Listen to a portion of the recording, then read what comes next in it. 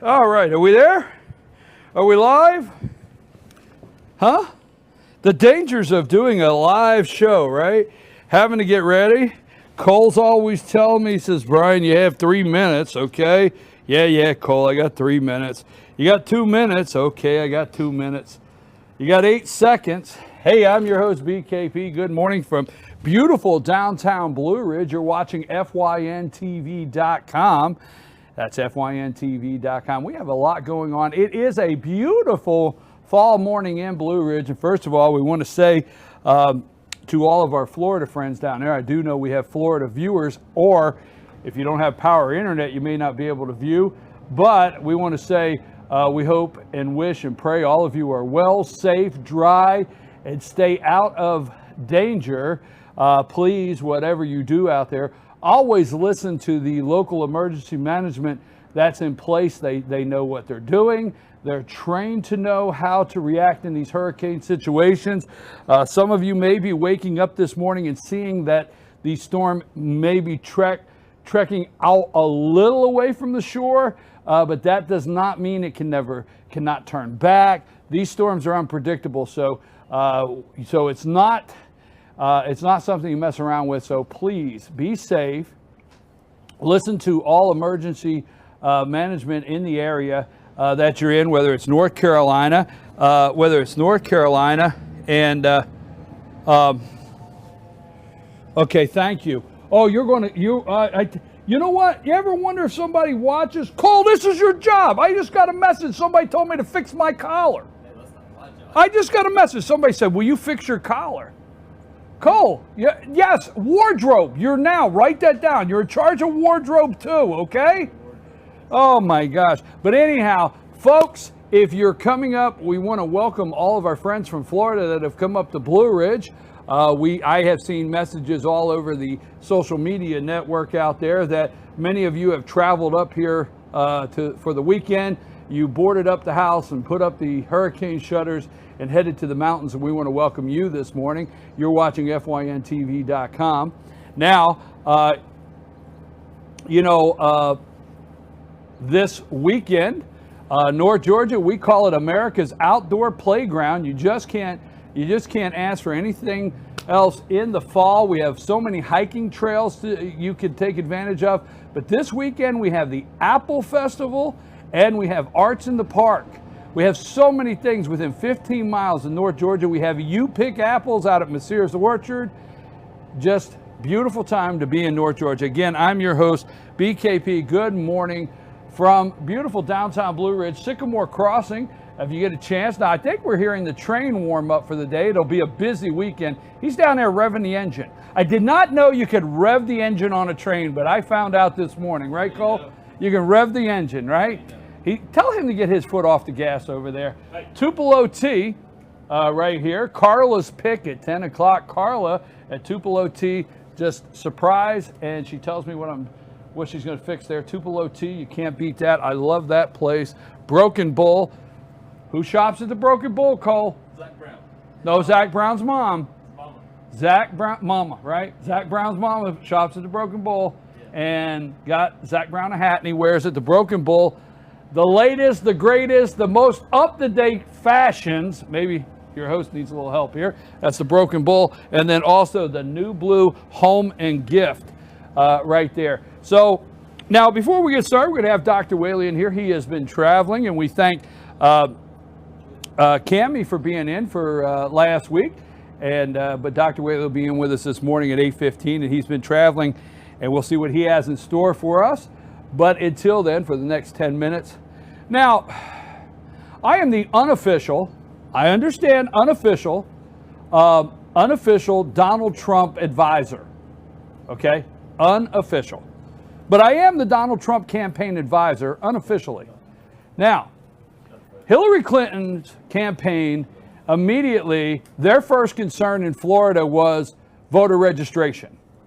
I'm serious. First concern in Florida was voter registration. They're going to say it wasn't because, you know what, they want to see how many they can get registered before the 11th. I think Tuesday is the end of voter registration in Florida. Governor Rick Scott in Florida said, no, I mean, if you have been living under a rock somewhere and you did not realize there's a presidential election and you're not registered to vote, we're just not going to move things out due to this storm. But that's the first concern of the Democrat Party and Robbie Mook, Hillary Clinton's campaign manager. Now, Hillary Clinton's in seclusion. Donald Trump says she's resting up for Sunday's debate, but she's in seclusion, not to be seen anywhere. Now, what do the Democrats say? Never miss taking advantage of a disaster. I know it's not. I will not be here over the weekend to say this, so I have to say it today. I'm not being insensitive, I promise. But Donald Trump needs to be on the phone with Governor Rick Scott now and saying, Governor, the very minute you could clear an air path for me to get my jet into, the closest to any area affected, I want to land immediately. And I want you to meet me at the bottom of the steps. Now, I know what you're going to say. You're going to say, did you have to do that? Yes, I have to do this morning. You remember Chris Christie. Now, as Christians, we've forgiven him. He's asked for forgiveness. He went to the altar, and we have given him. But there's always the forget. The Bible says forgive and forget. We have a hard time forgetting at times like this that Chris Christie showed Barack Obama so much love at the bottom of Air Force One steps during Hurricane Sandy about 5 days before the election. Sorry, Chris. I know I'm the unofficial Donald Trump campaign advisor, and you're watching this, so I'm very sorry, Chris. But Christie, remember, Hurricane Sandy, met the president at the bottom of the steps there of Air Force One, gave him a big kiss on the cheek. No, I'm just saying, but that's what we all seemed like. Really, Chris, you did that? So, fast forward, I don't care. I know I'm not being insensitive, but Donald, get Trump 1 fired up. Don't take the campaign plane. It needs to say Trump on the side. So take take your spare plane, the one that says Trump, land that thing right there in Florida. Make sure Governor Rick Scott's at the bottom. At the bottom, shake his hand like a president. Now you can't wear. This is my advice, Donald. Take it or leave it. You can't wear obviously the Commander-in-Chief patch, but find a jacket, get the sport coat off, come down the steps with something that mistakenly looks like the Commander-in-Chief jacket that you wear at a time like this. You know what I'm talking about out there. Come down those steps. Let them see in the Commander-in-Chief like what you would look like coming down the steps. The best I can give you, Donald. Come down those steps. Rick Scott, don't hug him or nothing. Don't go President Obama. So Trump, come down those steps in a jacket that looks like Commander-in-Chief. The governor shake your hand and have the governor show you around. Now, I know what I just did. Obama will try to beat you to the punch because I just gave that up. But I'm very, very serious about that. And then Sunday night, say, well, before every answer, as I witnessed the people of Florida, I don't care what question they ask you Sunday night at the debate. Because, see, the media will not highlight what you do. They won't do it. They'll highlight what they think you do wrong or what may hurt you, Mr. Trump, but they won't highlight the positives. But they can't cut you out on the debate. Remember that. They can't cut that out. And the American people will see it. So you answer every question. You start out saying, as I witnessed yesterday in Florida, as I was talking to some people, thousands out of power, I don't care what they ask you. I don't care. Healthcare, whatever. Yesterday as I was, so that's the point, okay? Now, should I come on here this morning and tell you that Kim Kardashian and Kanye West are trying to commit insurance fraud about the Paris attack on Kim? No, I'm not interested in that.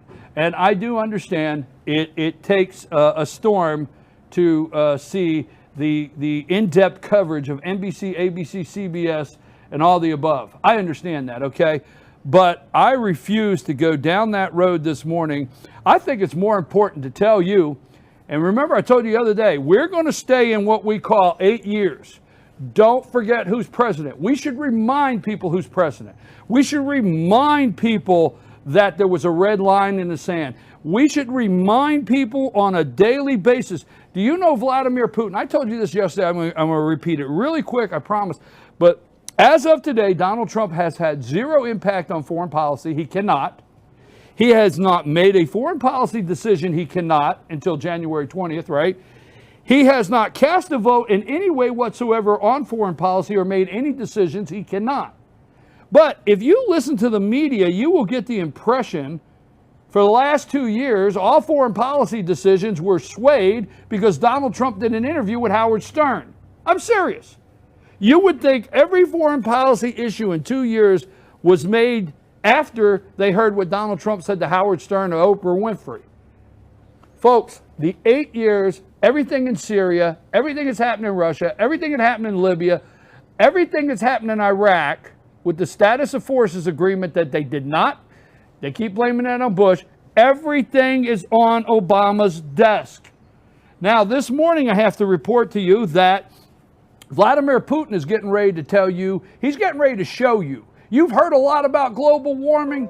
Vladimir Putin's getting ready to show you what global warming is. Because I myself are very concerned that Vladimir Putin may use nuclear weapons.